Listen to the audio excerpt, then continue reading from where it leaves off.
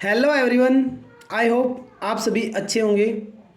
आज हम 9th class की केमिस्ट्री के फर्स्ट चैप्टर का आयंस और फॉर्मूला टॉपिक पढ़ेंगे। चलो आओ स्टूडेंट पढ़ते हैं।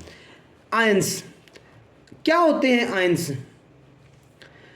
कोई भी एटम और ग्रुप ऑफ एटम जिस पे कोई चार्ज होता है वो आयंस होते हैं। For example sodium positive, magnesium 2 positive, chlorine पे नेगेटिव चार्ज होता है, ऑक्सीजन पे 2 नेगेटिव चार्ज होता है। तो ऐसे कि भी किसी भी एटम पे या ग्रुप ऑफ एटम पे जब कोई चार्ज बनता है और वो चार्ज किस वजह से बनता है? जब वो इलेक्ट्रॉन का लूज करता है और गेन करता है। ऐसे हमारे 2 आयन बनते हैं, पॉजिटिव आयन और नेगेटिव आयन। अब टाइप ऑफ आयंस, जो पॉजिटिव आयन होता है वो होता है हमारा कैटायन। कैटायन किस वजह से बनेगा? अब कैटायन कैसे बनेगा भाई? जब इलेक्ट्रॉन को लूज करेगा कोई भी एटम तब हमारा क्या बनेगा? कैटायन बनेगा।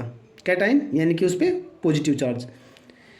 तो फॉर एग्जांपल सोडियम की आउटर मोस्ट शेल से जब वो एक इलेक्ट्रॉन लूज करता है तो उस पर आता है पॉजिटिव 1 चार्ज।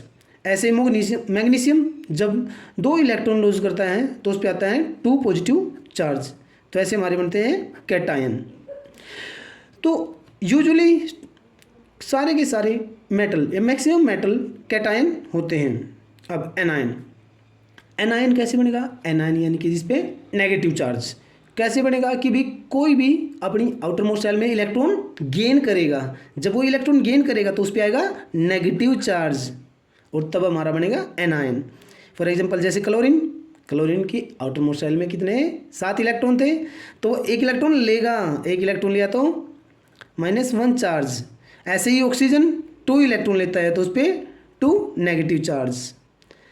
और यूजुअली नॉन मेटल्स एनायन होते हैं, नॉन मेटल पे नेगेटिव चार्ज होता है तो नॉन मेटल एनायन होते हैं। अब हमारा नेक्स्ट टॉपिक है फॉर्मूला, कि भाई फॉर्मूले कैसे बनते हैं। ओके, फॉर्मूला ऑफ कंपाउंड क्या शो करता है? कि भाई एक तो फॉर्मूले किस वजह से बनते हैं? सिंबल ऑफ एलिमेंट क्या क्या होता है? सिंबल ऑफ एलिमेंट्स होते हैं उसमें। Number of atoms of each elements of molecules, कि भाई एक मॉलिक्यूल का जो फॉर्मूला होता है उसमें हम देखते हैं कि भाई कितने नंबर ऑफ एटम्स हैं। फॉर एग्जांपल जैसे H2 वाटर के अंदर कितने नंबर ऑफ एटम है? हाइड्रोजन के 2 एटम है और ऑक्सीजन का 1 एटम है।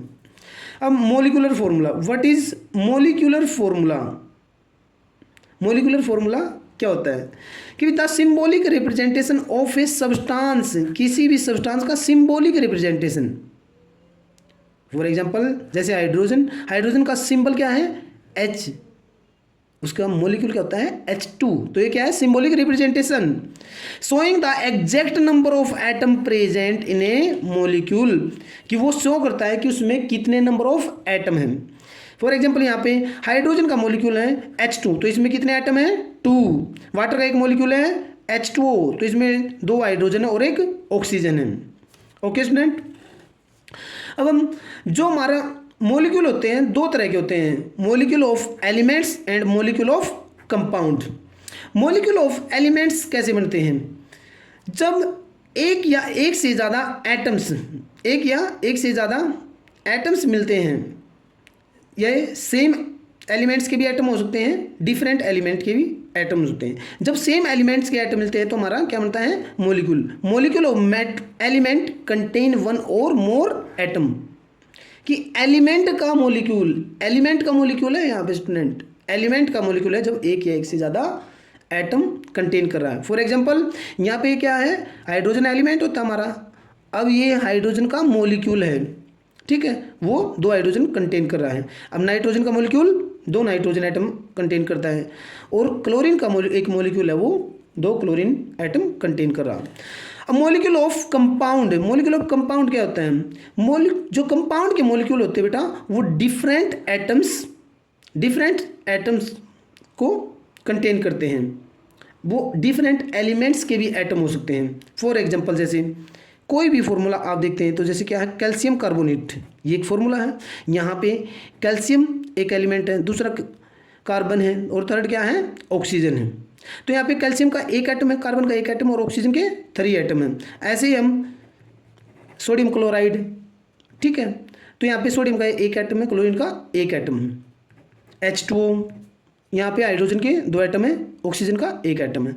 तो क्या हो सकता है, कंपाउंड में क्या हो सकता है कि भाई डिफरेंट, कंपाउंड में क्या होंगे, डिफरेंट एटम होंगे। ओके, तो ये मॉलिक्यूलर जो फॉर्मूला है उसका सिग्निफिकेंस क्या है, उसका महत्व क्या है।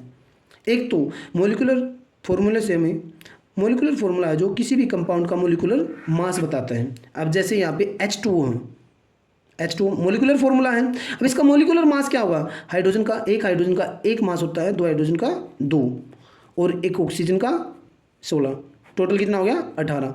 तो एक कंपाउंड से हमें क्या पता चला, मॉलिक्यूलर फॉर्मूला। एक मॉलिक्यूलर फॉर्मूले से हमें क्या पता चला, मॉलिक्यूलर मास। ओके, दूसरा हमें बताता है कि ratio of mass of elements that constitute the compound के अंदर जो एलिमेंट होते हैं उनके मास का रेशो बताता है। अब जैसे यहाँ पे हमने जैसे फॉर एग्जांपल क्या था, H2, फॉर एग्जांपल क्या है, H2 वाटर का एक मॉलिक्यूल है। वाटर का एक मॉलिक्यूल है, आपको पता है एक हाइड्रोजन का एक मास, 2 हाइड्रोजन का 2, ठीक है।